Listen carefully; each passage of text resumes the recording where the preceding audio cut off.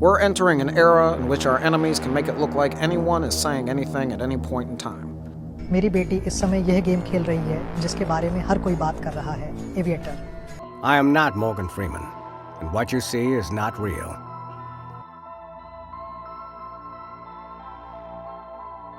मैंने अभी एक वीडियो देखा जिसमें मैं गरबे गा रहा हूँ। I am the master of disguise, the heir of hyper-reality. I can degrade reputations, manipulate evidences, and undermine trust in democracy. Welcome to my world, the world of deep fakes.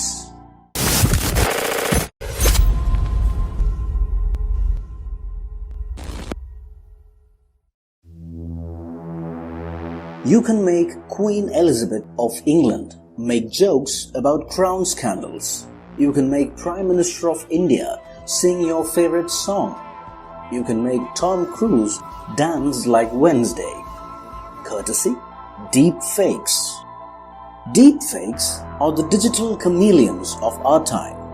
They're like the shapeshifters of ancient myths. But instead of magic spells, they use the power of cutting-edge technologies. This term, deep fake, started to gain traction when a Reddit group named Deepfake used this on celebrities. And now, there are approximately 95,000 deepfake videos online, marking a 500% increase from 2019. While creating fake content is not new, deepfakes use brand new tools and techniques like machine learning, artificial intelligence. A few artificial intelligence tools like facial recognition algorithms, autoencoders, generative adversarial networks are used. They take the faces of the familiar people and transplant them onto new bodies, creating videos that can make you question everything you see. Picture this. With just a few clicks, anyone can become a Hollywood star or a political leader, at least in the digital realm. Looks interesting and funny, eh? But here's the kicker. Deepfakes aren't just about harmless fun or digital trickery. They're also the ultimate weapon in the age of misinformation. With the ability to manipulate videos at will, anyone with a computer and an internet connection can spread falsehoods far and wide, creating confusion and chaos in the society. Now, how are deepfakes created? Now let's get a bit technical. Now the first step in creating a deepfake is to gather large amounts of data.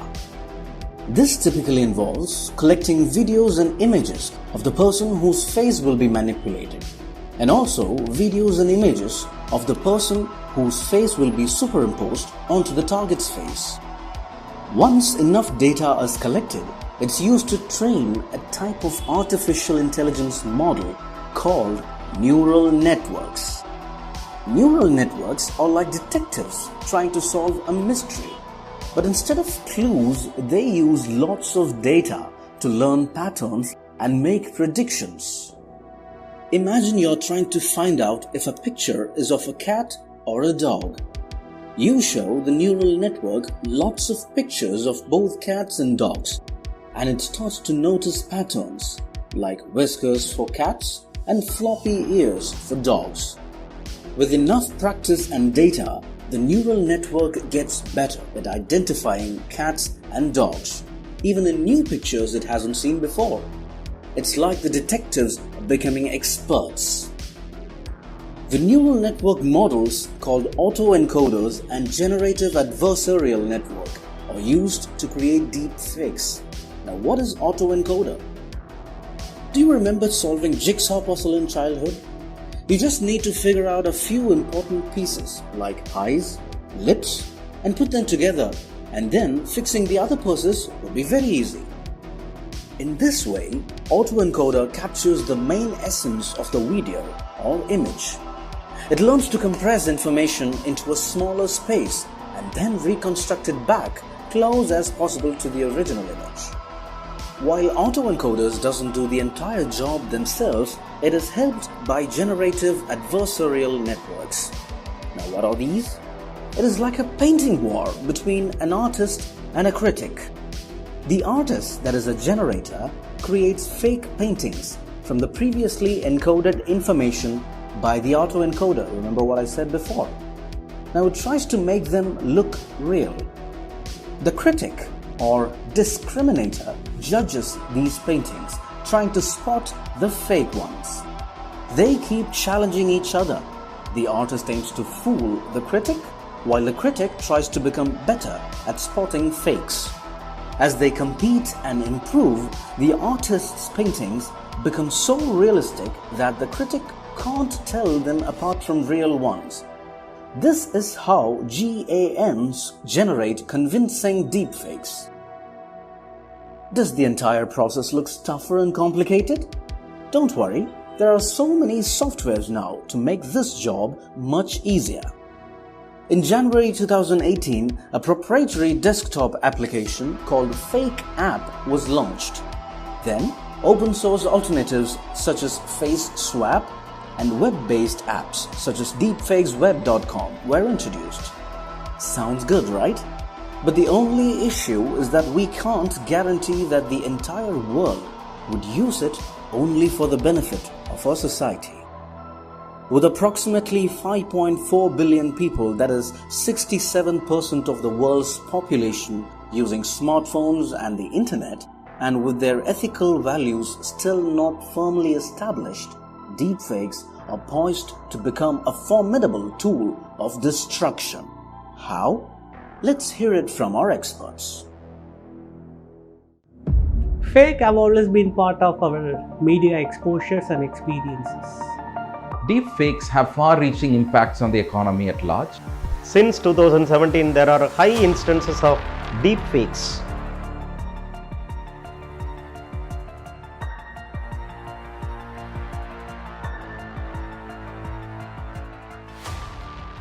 Deepfakes. It is nothing but AI generated fake videos.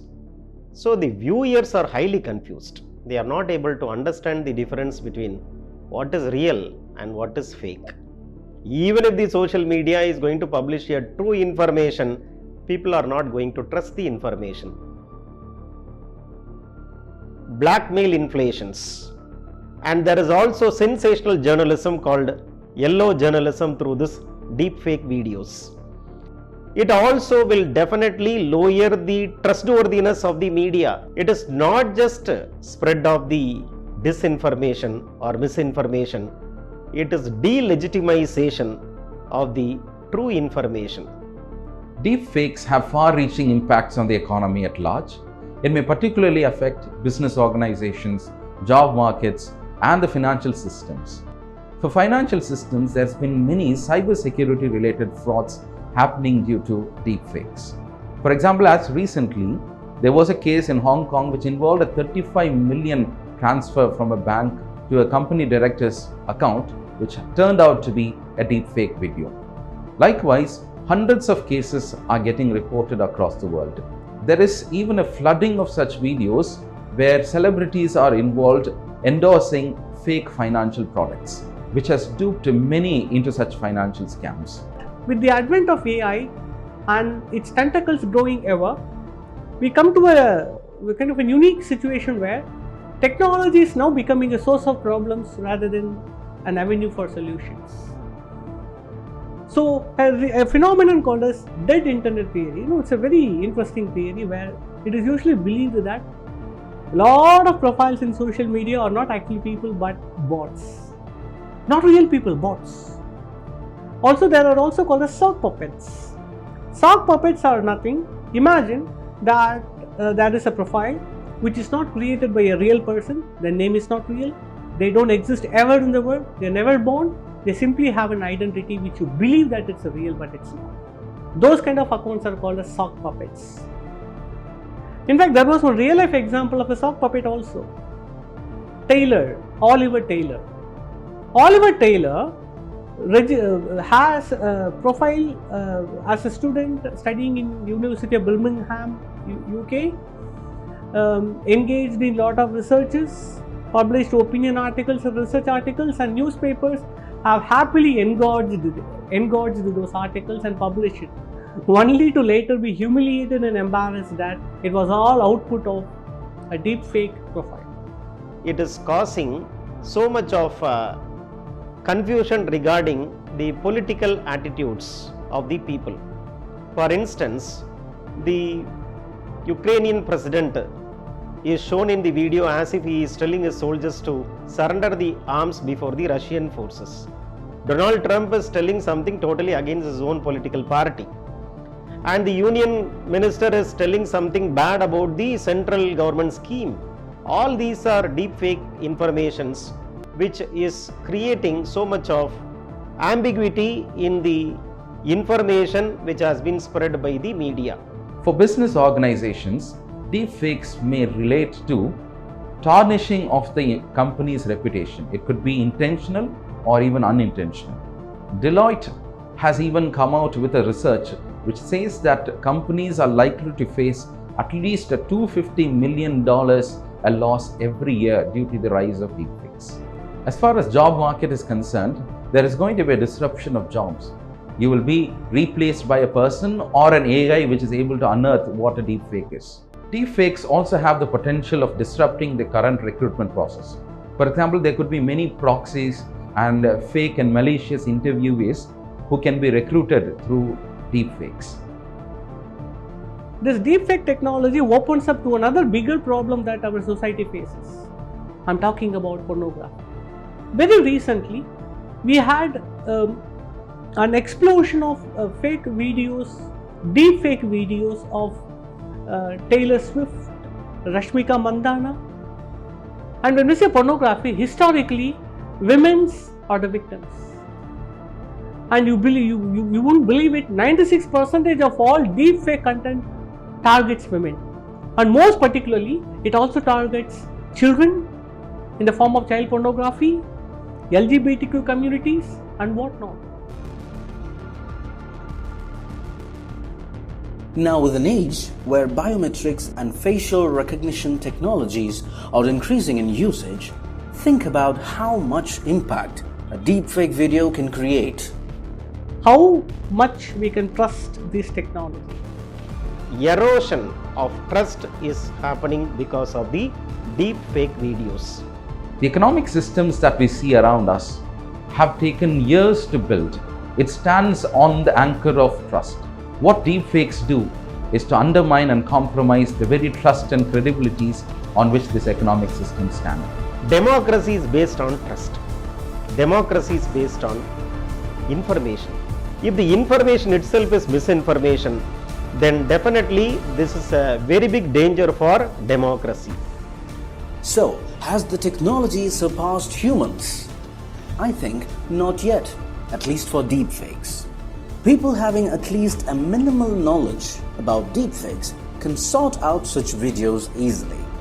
It is hard for artificial intelligence to recreate human behavior easily. But a deepfake still has the capacity to make your bank balance zero. So, before sharing an information, stop, think, and check for facts, and then make your decisions.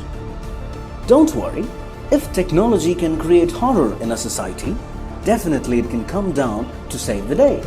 Now, coming to my conclusion, society has its own way of coming back to equilibrium, but maybe in a different way every single time it is affected. Thank you for having your quality time spent here. Stay curious, keep exploring. See you till next time. This is Ben.